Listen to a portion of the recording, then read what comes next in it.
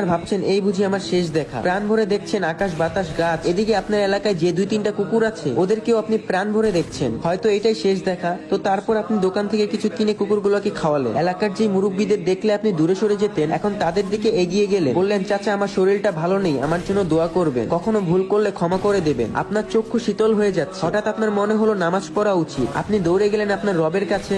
আজ আর কোনো দুনিয়াবি চাওয়া না, শুধুমাত্র ক্ষমা ভিক্ষা চাইলেন। আপনি যা দেখছেন তাই ভালো লাগছে, সবকিছুই অসাধারণ। শিশির কত সুন্দর, দুপুর সুন্দর, বিকেল সুন্দর, রাত সুন্দর, বাতাস সুন্দর, জগৎ সুন্দর, মানুষগুলোও সুন্দর, কুকুরগুলোও সুন্দর, সব সুন্দর, কিন্তু আমি থাকবো না। দেখেছেন সবকিছু আপনার ভালো লাগছিল এতক্ষণ, এর কারণ আপনার মধ্যে এতক্ষণ কোনো ইগো ছিল না। আর ইগো না থাকা মানুষ পৃথিবীর সব থেকে সুখী মানুষ। আর আমরা মানুষ কখনো মৃত্যুর কথা ভাবতেও চাই না। সো গাইস, আসসালামু আলাইকুম। আজকের গল্পটা এইটুকুই ছিল। আশা করি আজকের গল্পটা আপনাদের কাছে ভালো লেগেছে। যদি আজকের এই গল্পটা থেকে কিছু একটা শিখতে পারেন তাহলে অবশ্যই ভিডিওটাতে একটা লাইক করে দিবেন।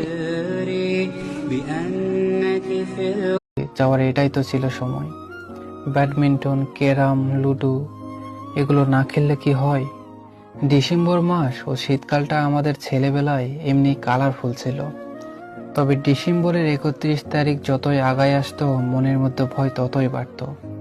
তাই ওই দিন যে ফাইনালের রেজাল্ট দিবে, তাই আর কি। আমি জানি আমাদের জেনারেশনের যারা কথাগুলো শুনছেন, নিশ্চয়ই আপনাদের মুখে হাসি ফুটে উঠেছে। এসব কথা মনে পড়লে ইচ্ছে করে আবার যদি সেই ছেলেবেলাটাকে ফিরে পেতাম। আসলেই ওই দিনগুলোকে খুব মিস করি, অনেক বেশি মিস করি।